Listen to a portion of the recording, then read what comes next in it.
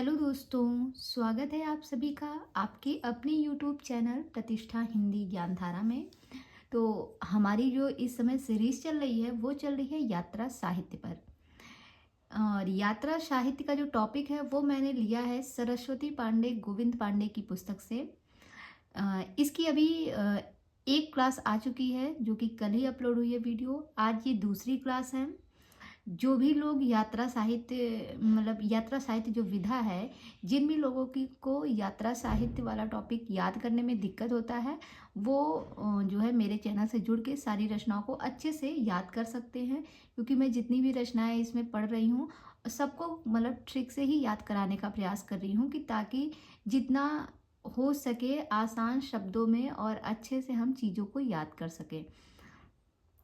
बाकी जैसा भी होगा आप लोग कमेंट करके बताइएगा आपको क्लास कैसी लगी।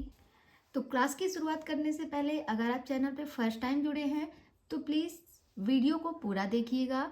अगर वीडियो आपको अच्छी लगेगी तो वीडियो को लाइक कीजिएगा, कमेंट में अपने सुझाव भी ज़रूर दीजिएगा मुझे। और अगर आप इस तरह की वीडियोस पाना चाहते हैं तो फिर मेरे चैनल को सब्सक्राइब कर लीजिएगा, साथ ही साथ बेल आइकन को प्रेस करना मत भूलिएगा। क्योंकि जब तक आप बेल आइकन को प्रेस नहीं करेंगे तब तक मेरे द्वारा जो भी वीडियोस अपलोड की जाती है उसकी नोटिफिकेशन आप तक नहीं पहुंचेगी। तो इसलिए बेल आइकन को प्रेस करना बहुत ही ज़रूरी है। तो ठीक है, फिर क्लास की शुरुआत करते हैं। आज हम देखेंगे, कल हमने राहु सांकृत्यायन तक पढ़ लिया था। आज हम बात करेंगे संत राम के विषय में। संत राम के द्वारा एक यात्रा वृत्तांत लिखा गया है, वो है स्वदेश विदेश यात्रा। और किस सन में इन्होंने लिखा है? तो इन्होंने लिखा था 1940 ईस्वी में। एक संत राम नाम के लेखक हैं, इन्होंने जो है इनकी जो रचना है वो है स्वदेश विदेश यात्रा, जो कि यात्रा वृत्तांत है। और ये जो है ये रचना कब लिखी गई? 1940 ईस्वी में। तो इन्हें हम कह सकते हैं कि जो संत लोग होते हैं, संत सूफी संत हमने पढ़ा है ना, तो कबीरदास जी थे, वो जो कबीरदास जी थे वो संत ही तो थे। तो जो संत लोग होते हैं वो 40 साल की अवस्था में ही स्वदेश विदेश की यात्रा कर लेते हैं। जो संत लोग होते हैं वो 40 साल की अवस्था में ही, उनकी एज अगर 40 साल ही हुई है तभी वो स्वदेश और विदेश की यात्रा कर लेते हैं, जो संत लोग होते हैं। क्योंकि उन्हें मोह माया से ऐसा कुछ लगाव रहता नहीं है, किसी से मोह माया रहती नहीं है, इसलिए वो स्वदेश विदेश हर जगह की यात्रा कर लेते हैं। और जो आम इंसान होते हैं वो तो 40 साल में अपनी गृहस्थी ही बसाना शुरू किए रहते हैं, तो वो कहाँ विदेशों की यात्रा कर पाएंगे। तो इनको आप इस तरीके से भी याद रख सकते हैं। और अगर ऐसे नहीं याद होता तो आप इस तरीके से भी याद रख सकते हैं कि राम जी के संत स्वदेश विदेश में भी उनका प्रचार करते हैं। राम जी के जो संत हैं, जो राम जी के संत लोग हैं, वो स्वदेश विदेश में भी राम जी का प्रचार करते हैं। स्वदेशों में भी जाके उनका प्रचार करते हैं और विदेशों में भी जाकर राम जी का प्रचार करते हैं। इस तरीके से भी आप इन्हें कनेक्ट करके याद रख सकते हैं। आगे हम देखेंगे राम वृक्ष बेनीपुरी। इनके द्वारा लिखा गया है पैरों में पंख बांधकर, 1952 ईस्वी की रचना है। दूसरी रचना है उड़ते चलो, ये 1954 ईस्वी की है। तो पैरों में पंख बांधकर, देखिए बांध कर बावन, बांध बावन, तो थोड़ा सा मिलता जुलता लग रहा है ना। तो पैरों में पंख बांधकर बावन। और वो कहते हैं ना, एक गाना है 52 गज का करके, है नहीं, मुझे अभी याद नहीं आ रहा है। उसमें है, अरे ऐसे ही शायद है, 52 गज का दामड़ पहर में मटक चलू रे, इस तरीके से है ना, 52 गज का दामड़ पहर में मटक चलू रे, इसी टाइप से वो गाना है। गाना याद ही नहीं आ रहा है, ऐसे ही करके कुछ है। तो देखिए वो गाने के माध्यम से आप इनको थोड़ा सा याद रख सकते हैं। जो है पैरों में पंख बांधकर, क्योंकि जो वो गाना है उसमें ऐसा रहता है, जब लोग डांस करते हैं तो थोड़ा सा मटक मटक के करते हैं। तो पंख बांधकर किसमें? पैरों में। तो उसी तरीके से आप इनको थोड़ा सा याद रख सकते हैं। पैरों में पंख बांधकर क्या करने चले? 52 गज का करने चले। इस तरीके से इनको याद रख सकते हैं, 52 गज का।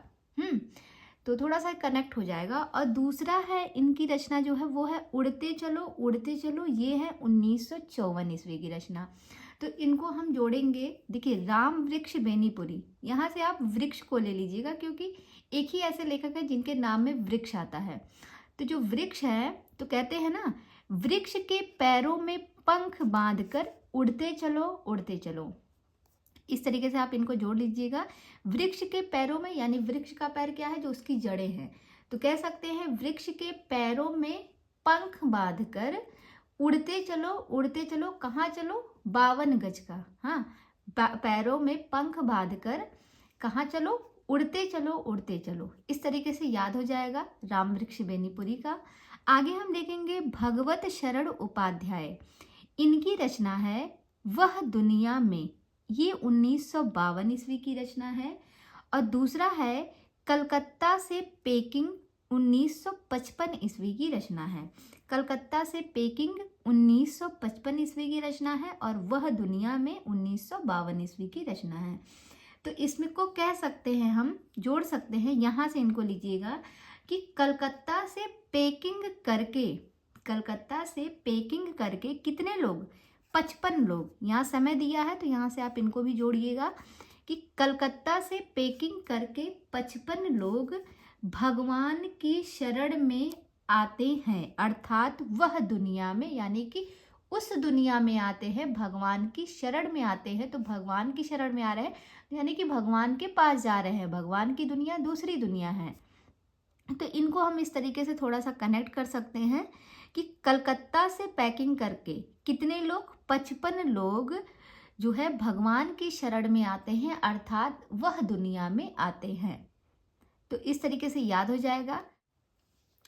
अब हम देखेंगे सत्यनारायण की जो है यात्रा वृत्तांत कौन कौन सी है। तो इनके द्वारा जो लिखा गया है वो पहली रचना है आवारे की यूरोप यात्रा, जो कि 1940 ईस्वी में लिखी गई है। और दूसरी है यूरोप के झरोखे में। तीसरी रचना है युद्ध यात्रा। तो युद्ध यात्रा जो है ये 1940 ईस्वी में लिखी गई है। इसे हम कैसे याद रखेंगे? तो देखिए, सत्यनारायण से हम सत्य उठाएंगे। सत्यनारायण से कौन सा शब्द लेंगे? यहाँ से हम सत्य शब्द को लेंगे और कहेंगे कि सत्य बात है कि यूरोप के झरोखे में जो युद्ध यात्रा हुई थी 40 साल पहले, वो आवारों की वजह से हुई थी। कैसे कनेक्ट करेंगे? देखिए, कोई व्यक्ति है, वो बात करता है तो पूछा जाता है क्या ये सत्य है? तो कहते हैं बिल्कुल सत्य है कि यूरोप के झरोखे से जो युद्ध यात्रा हुई थी कितने साल पहले? 40 साल पहले। वो किनकी वजह से हुई थी? वो आवारों की वजह से हुई थी। जो आवारे लोग घूम रहे थे यूरोप में, उन्हीं की वजह से यूरोप के झरोखे में युद्ध यात्रा हुई थी 40 साल पहले। ये बात सत्य है। इस तरीके से इसको याद रख लेंगे। आगे हम देखेंगे सेठ गोविंद दास, इनकी रचना है, पहली रचना है सुदूर दक्षिण पूर्व, 1951 ईस्वी में लिखी गई है। और दूसरी रचना जो है वो है पृथ्वी परिक्रमा, ये है 1954 ईस्वी की। कल हमने पढ़ी थी एक रचना पृथ्वी प्रदक्षिणा। तो हमने पढ़ा था कि जो पृथ्वी पर दक्षिणा लेने कौन जाता है, मतलब पृथ्वी पर किसको दक्षिणा चाहिए? तो शिव जी को पृथ्वी पर भी दक्षिणा चाहिए थी। और यहाँ पर है पृथ्वी परिक्रमा। तो पृथ्वी पर परिक्रमा कौन करता है? तो जो सेठ लोग होते हैं वो पृथ्वी पर परिक्रमा करते हैं। भाई, जो सेठ लोग होते हैं, पृथ्वी पर परिक्रमा कौन करता है? तो वो सेठ लोग करते हैं पृथ्वी की परिक्रमा। इस तरीके से इनको आप याद रख सकते हैं। और इनकी जो दूसरी रचना है वो है सुदूर दक्षिण पूर्व। तो इन्हें हम कैसे कनेक्ट करेंगे दोनों रचनाओं को? देखिए, जो सेठ गोविंद दास हैं, तो सेठ से सेठ को ले लीजिए। सेठ जो है वो पृथ्वी की परिक्रमा सुदूर मतलब दूर दक्षिण पूर्व दिशा में करते हैं। इस तरीके से आप इनको रख सकते हैं। जो सेठ लोग होते हैं वो पृथ्वी की जो परिक्रमा करते हैं वो सुदूर, मतलब कि घर से थोड़ा दूर, और किस दिशा में? दक्षिण पूर्व दिशा में करते हैं। सुदूर यानी कि थोड़ा दूरी रहती है घर से, और दिशा कौन सी लगती है? दक्षिण पूर्व दिशा में जो है सेठ लोग पृथ्वी की परिक्रमा करते हैं। इस तरीके से इनको थोड़ा सा पढ़ेंगे तो ये चीज़ें याद हो जाएंगी। आगे देखेंगे अगले जो लेखक हैं वो है यशपाल। यशपाल की जो रचना है वो है लोहे की दीवार के दोनों ओर, 1953 ईस्वी की रचना है। और दूसरी है राह बीती, तो राह बीती जो है ये 1956 ईस्वी में लिखी गई रचना है राह बीती। कि जो जिनके पास बहुत ज़्यादा यश वगैरह होता है, धन वन होता है, वही लोग लोहे की दीवार को दोनों ओर मतलब लगा सकते हैं बिना 5-3 किए, और वहीं पर अपनी राह भी बिताते हैं। और वहीं पर वो लोग अपनी राह भी बिताते हैं, मतलब डरते नहीं हैं कि हम जो है यहाँ पे रात नहीं बिता सकते, वहीं पर उनकी राह भी बीतती है। इस तरीके से इनको थोड़ा सा अगर कनेक्ट करेंगे तो याद हो जाएगी। एक बार फिर से देख लीजिए, जिनके पास बहुत ज़्यादा यश होता है, धन होता है, वही लोग लोहे की दीवार दोनों ओर लगा सकते हैं बिना 5-3 किए, और वहीं पर अपनी राह भी बिताते हैं, उन्हें किसी चीज़ का डर नहीं रहता है। आगे हम देखेंगे काका कालेलकर को। जो काका कालेलकर हैं, इनकी एक रचना है हिमालय की यात्रा 1948 ईस्वी में, और दूसरी रचना है सूर्योदय का देश। तो सूर्योदय का देश जो है ये 1955 ईस्वी की रचना है। तो जो काका लोग हैं, काका कालेलकर, काका गांव में लोग बाबा को काका भी बोलते हैं, तो इस तरीके से याद कर लेंगे कि काका लोग जो होते हैं वो सूर्योदय मतलब सूर्योदय होते ही क्या करते हैं, हिमालय की यात्रा पर निकल जाते हैं। जैसे ही सुबह होती नहीं है कि जो बाबा वाबा लोग होते हैं, दादी बाबा, वो लोग तुरंत जो है यात्रा पे निकल जाते हैं कि अरे सुबह हो गई है। शहर में तो लोग उन लोगों की सुबह तो 9-10 बजे तक होती है, लेकिन गांव में जैसे ही सूर्य की लालिमा ही छाई रहती है आकाश में, तभी लोग उठ जाते हैं, उनके आधे काम खत्म हो जाते हैं। तो यहाँ से आप इनको कनेक्ट कर सकते हैं कि हमारे जो काका लोग होते हैं वो सूर्योदय होते ही, सूर्योदय से हो जाएगा सूर्योदय का देश, सूर्योदय होते ही हिमालय की यात्रा पर निकल जाते हैं। और कितने लोगों के साथ, 4 ठे लोगों के साथ, 4 ठे यानी कि 4 और 8। तो इस तरीके से याद हो जाएगा इसका समय भी। तो यहाँ से आप इनके समय को भी कनेक्ट कर लीजिएगा, क्योंकि काका अगर जा रहे हैं तो अकेले नहीं जाते। गाँव में आपने देखा होगा कि जब लोग निकलते हैं यात्रा पे तो उनके साथ उन आसपास के लोग भी जाते हैं, कम से कम 2-4 लोग तो रहते ही हैं। तो काका के साथ कितने लोग जाते हैं, 4 ठे लोग काके के साथ जो है हिमालय की यात्रा पर निकल जाते हैं सूर्योदय होते ही। अब हम बात करेंगे अगले जो लेखक हैं वो हैं मुनिकांति सागर। मुनिकांति सागर, इनकी जो रचना है वो पहली रचना है खोज की पगडंडियाँ, जो कि 1953 ईस्वी की रचना है। और दूसरी है खंडहरों का वैभव, ये भी 1953 ईस्वी की रचना है। खंडहरों का वैभव जो है 1953 की है, खोज की पगडंडियाँ कब की है, तो ये भी 1953 की रचना है। तो इन्हें हम ट्रिक से कैसे याद करेंगे, देखिए यहाँ पे मुनि कांति सागर है, तो यहाँ से हम मुनि को लेंगे और कांति को लेंगे। जैसे मुनि और कांति दोनों अलग अलग लोग कर लेंगे कि मुनि और कांति जो हैं ये दोनों सागर में जाते हैं। मुनि और कांति सागर में खोज करते हैं पगडंडियों की। किसकी खोज के लिए जाते हैं सागर में, मुनि और कांति, दो लड़कियां हैं, एक का नाम है मुनि और दूसरे का नाम है कांति। ये दोनों सागर में जाती हैं पगडंडियों की खोज में, लेकिन इन्हें मिलता क्या है, लेकिन वहां पर इन्हें जो है खंडहरों का वैभव प्राप्त होता है। क्या मिलता है, पगडंडियां तो नहीं मिलती, लेकिन खंडहरों का वैभव मिलता है। और मतलब इतना 5 दिन किए, मतलब इतना प्रयास भी किए, पर इन्हें कुछ भी हासिल ना हुआ, इन्हें पगडंडियां नहीं मिली। इस तरीके से इनको याद रख सकते हैं।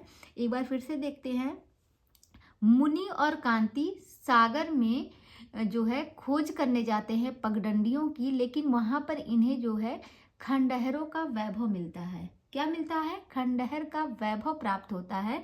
कितना भी इन्होंने 5 दिन कर लिया, कोशिश कर ली, लेकिन इन्हें कुछ भी नहीं प्राप्त हुआ। 5 दिन से दोनों का समय आपको याद हो जाएगा। आगे हम देखेंगे जो अगले लेखक हैं हमारे सामने, वो है विद्यानिधि सिद्धांतालंकार। लेखक का नाम क्या है, विद्या निधि सिद्धांतालंकार। इनकी जो रचना है वो है शिवालिक की घाटियाँ। क्या है? शिवालिक की घाटियाँ, जो कि 1953 ईस्वी में लिखी गई रचना है, शिवालिक की घाटियाँ। अब इन्हें हम ट्रिक से कैसे कनेक्ट करेंगे? देखिए, शिवालिक की घाटियों में निधि को अलंकार सिद्धांत की विद्या प्राप्त हुई। कैसे कनेक्ट करेंगे? शिवालिक की घाटियों में एक निधि नाम की लड़की है, वो शिवालिक की घाटियों में गई, तो कहते हैं कि शिवालिक की घाटियों में निधि को अलंकार सिद्धांत की विद्या प्राप्त हुई। क्योंकि हमें लेखक का नाम भी याद रखना है और इनका नाम थोड़ा सा अलग टाइप का है, इसलिए इस तरीके से याद करेंगे। जैसे हम लोग कहते हैं ना कि गौतम बुद्ध को जो है ज्ञान की प्राप्ति जो है बोधि वृक्ष के नीचे प्राप्त हुई थी, बोध गया में। इस तरीके से वैसे ही कह सकते हैं कि जैसे शिवालिक की घाटियों में निधि नाम की एक लड़की है, उन्हें जो है अलंकार सिद्धांत की विद्या प्राप्त हुई थी। कहाँ पर? शिवालिक की घाटियों में। इस तरीके से इनको हम याद रख सकते हैं। आगे हम देखेंगे सच्चिदानंद हीरानंद वात्स्यायन अज्ञे जी की रचनाओं को। इनकी रचना है अरे यायावर याद रहेगा, 1953 ईस्वी की है। और दूसरी रचना है एक बूंद सहसा उछली, ये 1960 ईस्वी की है। तो इन्हें हम याद रखेंगे। यहाँ से लीजिएगा कि अरे यायावर याद रहेगा कि एक बूंद सहसा उछली थी 60 बार, पर अज्ञेय रूप में। कैसे उछली थी? उछली तो थी 60 बार, लेकिन अज्ञेय रूप में उछली थी, उसको किसी ने देखा ही नहीं था, वो अज्ञेय हो गई थी। इस तरीके से दोनों रचनाओं को कनेक्ट कर लेंगे। अब हम बात करेंगे आगे, अगले जो लेखक हैं वो हैं मोहन राकेश। इनकी रचना है आखिरी चट्टान तक, जो कि 1953 ईस्वी की रचना है, आखिरी चट्टान तक। तो इनको याद रख सकते हैं कि आखिरी चट्टान तक जो लोग पहुंच जाते हैं वो सबके मोहक बन जाते हैं या फिर सबके मोहने वाले हो जाते हैं। आगे देखेंगे अगली जो लेखिका है श्रीमती विमला कपूर। इनकी रचना है अनजाने देश में, 1955 ईस्वी की रचना है। कब की है? 1955 ईस्वी की रचना है अनजाने देश में, श्रीमती विमला कपूर। तो देखिए, अनजाने देश में जब हम जाते हैं तो अगर हमें विमला खरीदना हो, विमला को हम बना ले कमला।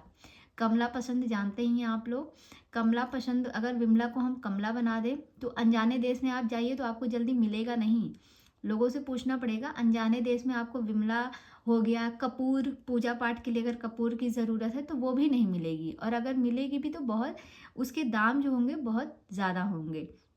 तो अनजाने देश में हमें विमला, कमला, ये सब चीज़ें जो है जल्दी मिलती नहीं हैं। थोड़ा सा इस तरीके से इनको याद रख सकते हैं। ये किसकी है? विमला कपूर जी की है। आगे हम देखेंगे अगले जो लेखक हैं रामधारी सिंह दिनकर। इनकी रचना है देश विदेश, 1957 ईस्वी की है। दूसरी रचना है मेरी यात्राएं, ये 1970 ईस्वी की है। तो देखिएगा, रामधारी सिंह दिनकर कहते हैं, इनकी जो रचनाएं हैं, कहते हैं कि मेरी यात्राएं 70 साल में, मेरी यात्राएं देश विदेश की दिन में होती थी। मतलब 70 साल हो गए। क्या कहते हैं कि 70 साल हो गए, लेकिन जो मेरी यात्राएं थी देश विदेश की, वो कब होती थी? वो दिन में ही होती थी। मतलब कि वो दिन में ही सारी यात्राएं करते थे। आगे हम देखेंगे प्रभाकर द्विवेदी। इनकी जो रचना है वो है पार उतरी कह जई हो, 1958 ईस्वी की रचना है। क्या रचना का नाम है? पार उतरी कह जई हो, 1958 ईस्वी में लिखा गया है, प्रभाकर द्विवेदी की रचना है। तो इसमें जो है आप यहाँ से जो है, जो लेखक का नाम है प्रभाकर द्विवेदी, यहाँ से आप द्विवेदी को अलग कीजिए और प्रभा को अलग कीजिए। तो यहाँ से हम इनको याद रख सकते हैं कि एक द्विवेदी जी हैं जो कि प्रभा से मतलब द्विवेदी जी जो हैं वो कहते हैं कि प्रभा में यानी कि सुबह में, प्रभा में तो पार उतरी कह जइहा अब हम, मतलब कि पार तो उतर गए, अब बताइए अब हम कहाँ जाएं। पार उतर कह जई हो, कहते हैं कि हम प्रभा के समय यानी कि सुबह के समय तो इस पार उतर गए। अब आप बताइए कि अब हम कहाँ जाएं। ये कौन कहता है? ये द्विवेदी जी कहते हैं कि प्रभा में तो हम, जैसे होता है आप कहीं जा रहे हैं, आप मान लीजिए दिल्ली जा रहे हैं और आपकी जो बस है वो सुबह सुबह पहुंच गई 5 बजे। अब आप वहां बस स्टैंड पे तो उतर गए, लेकिन आपको जिसके घर जाना है वहां पे आप नहीं पहुंच पा रहे क्योंकि आपको वहां का लोकेशन नहीं पता है, रास्ता नहीं पता है, तो आप कैसे जाएंगे?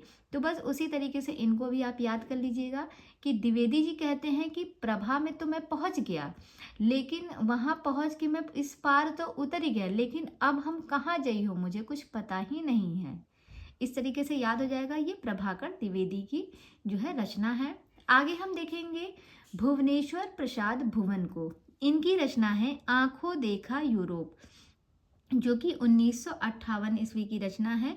आंखों देखा यूरोप किसकी है? भुवनेश्वर प्रसाद भुवन की है। आगे हम देखेंगे कन्हैयालाल मणिकलाल मुंशी।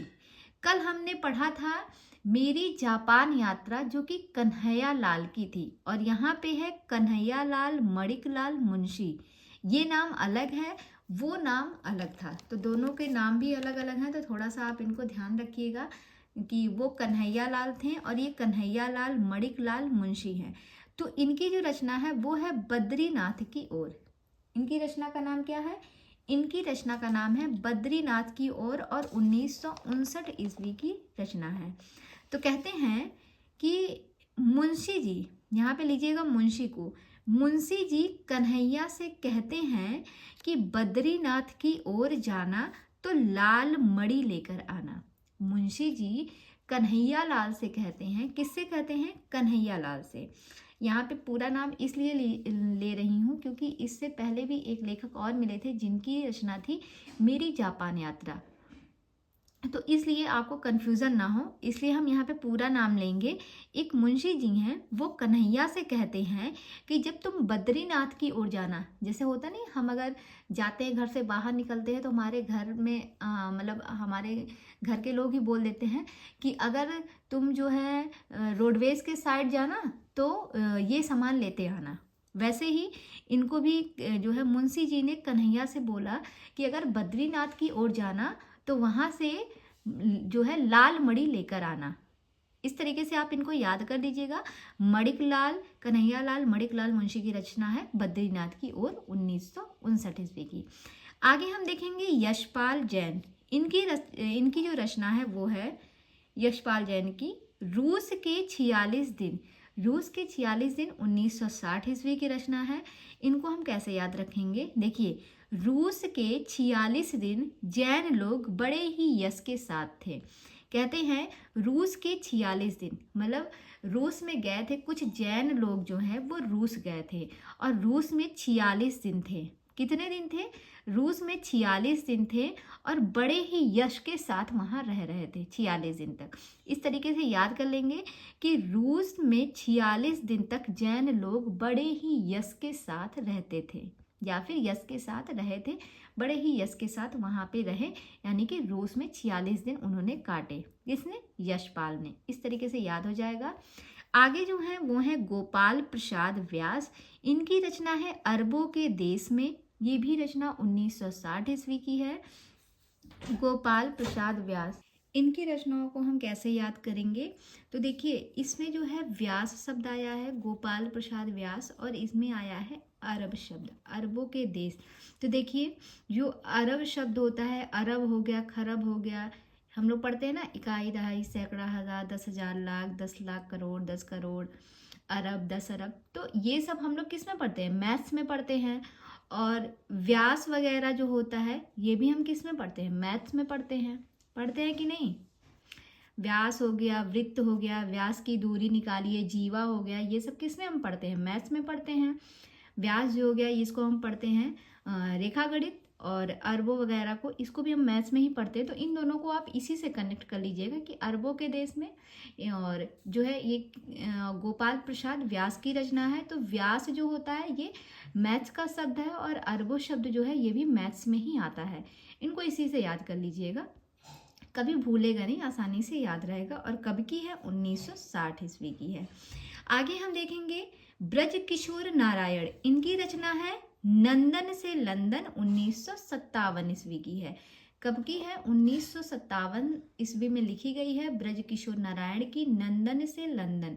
तो देखिए कहते हैं कि ब्रज में हमने, ब्रज से लिखिएगा, ब्रज किशोर से ब्रज, ब्रज में हमने नंदन से लंदन की यात्रा की थी कितनी बार? 57 बार। ब्रज में हम थे, ब्रज किशोर और नंदन जो है वहाँ कहा भी जाता है, जो है कृष्ण जी को ही नंदन बोलते भी हैं। तो कह सकते हैं ब्रज की बात आ रही है तो ब्रज की जब भी बात आती है तो आप कृष्ण जी को ही याद करते हैं, नारायण भी उन्हीं को कहा जाता है।